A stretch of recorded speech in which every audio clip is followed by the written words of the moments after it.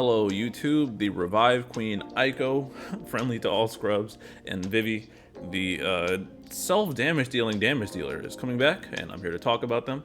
In this video, before you pull on Eiko and Vivi LD, I'll go over their kits and give you some things to think about before you use your limited resources. If you're not familiar with my channel, I play both JP and Global, and I use that knowledge and experience along with some of my research to form my own opinions.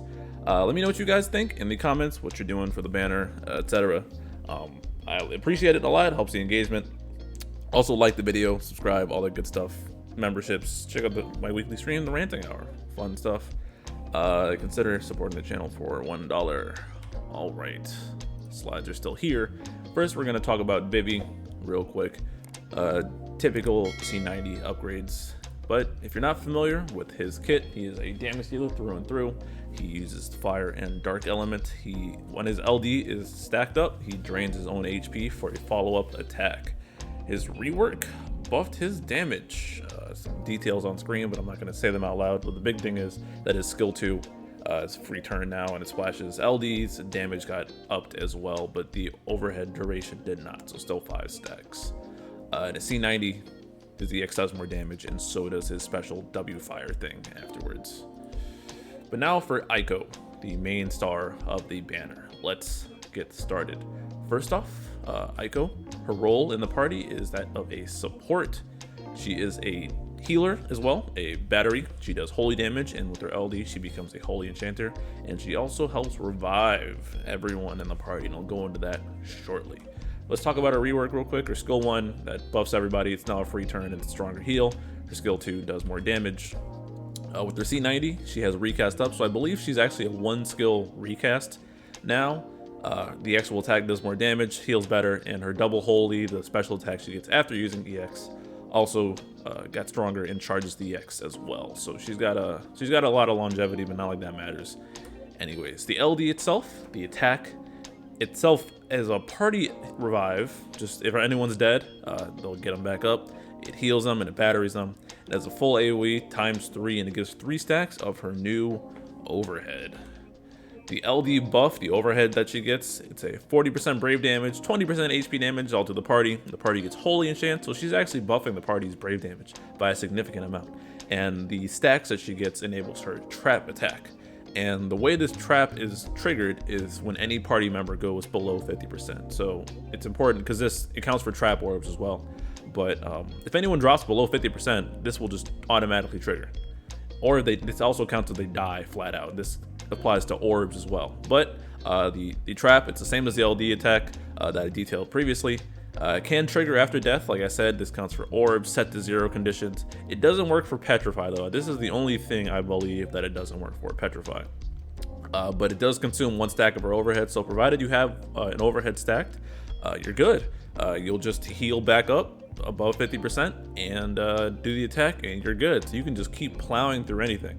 She has 3 uses of this LD for a total of 9 stacks that you can get. So you have 9 retries. Is it the cat that has 9 lives? Is there a joke somewhere? I don't know. Anyways, her Heimer Plus, I wanted to call this out here, is support at a base, and she actually has the HP split, which is 20% HP cap, which is actually very good. It scales very well. So if you blew her, you're going to see a lot of damage increases. I think Maria has this and Kais has too, so you notice this.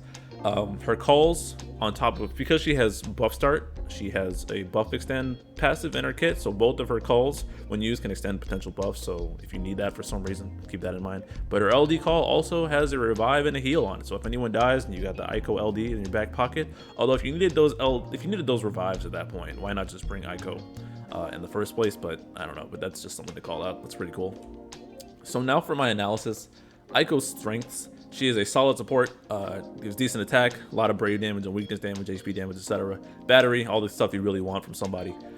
She just the perfect oops button, because even if the quote-unquote oh no, I was playing fine, which you weren't if you made 1 mistake, but the I made 1 mistake and I lost the entire fight, people can now have a reset button in the middle of the fight, provided you remembered to put the overhead stacks back up. This does, again, it conquers lethal orb. So if anything sets everyone to 0, Eiko will restore them, and I believe it's back to quest start. So you're good there as well. You're not, although I think BT buffs would fall off. I don't know the exact details, so stick around or look somewhere else for that. But it does just bring you back. And a great Heimer plus. Like that 20% HP damage cap up is noticeable. We just got 40% in terms of Garnet, so cut that in half, and it's still a lot. So yeah, it's nice, especially with ultimate weapons and the like. Weaknesses: Eiko's personal damage isn't great. Her EX and her special HP plus do all right damage, but her skills still kind of suck. But she's not there for the damage in the first place, but it is something to call out. She is ultimately a crutch, because if you have to revive through Eiko through things, there's probably a hole in your roster that you're ignoring. And while it can be good for like running back through things if you don't have the roster, like don't get me wrong, if you're stuck in a fight, you could bring Eiko through it and just bomb rush through it. And if you stack enough revives, you could just make it through eventually. But it is ultimately a crutch, and playing the game, you're gonna run into points where the fight, if you don't bring enough damage and you run out of revives on Eiko, then you're kind of dead in the water. So work on filling out your roster rather than leaning on Eiko. Don't expect to lean on her forever.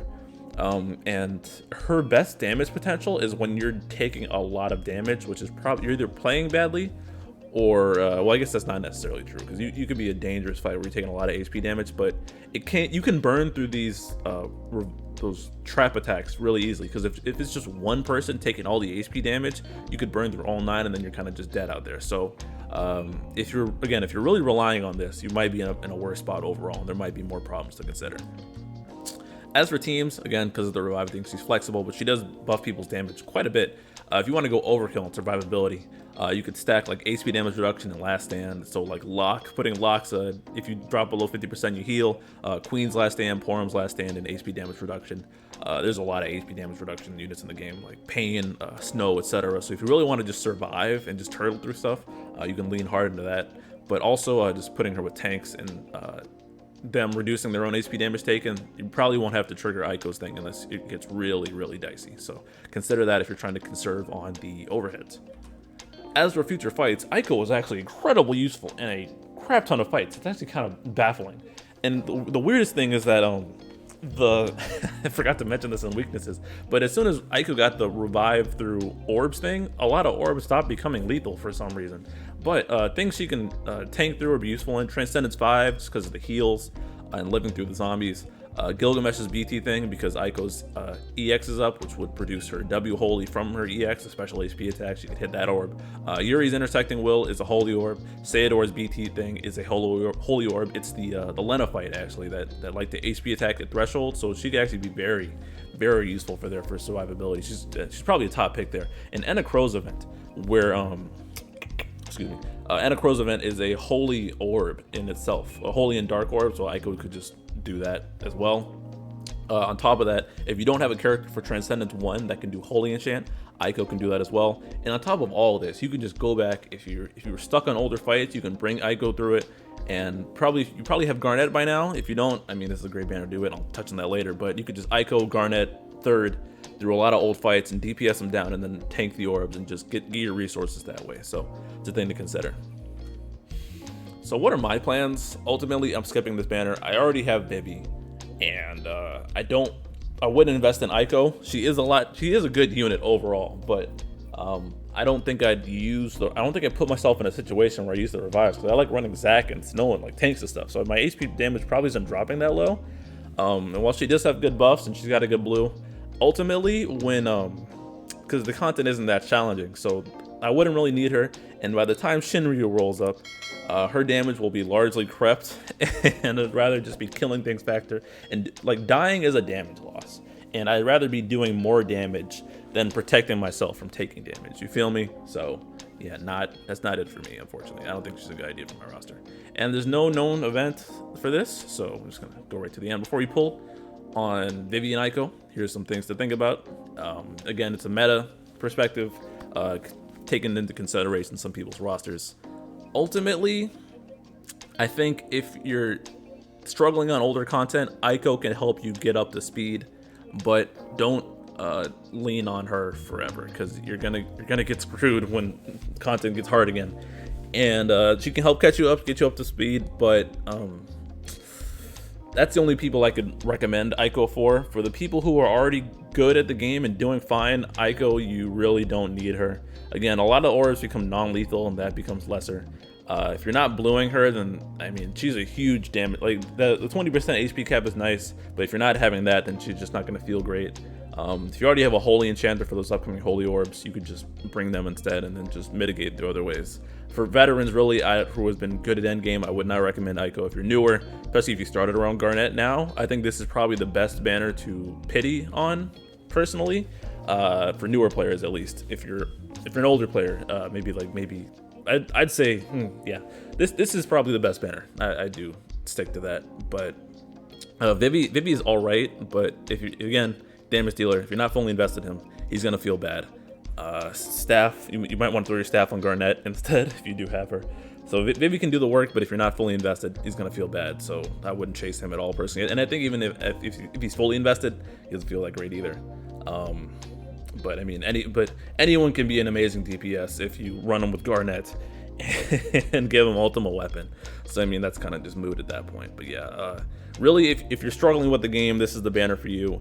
If you aren't struggling with the game, I don't think that Eiko is worth the investment. You'd probably be better off saving for better things because you're probably steamrolling content in the first place.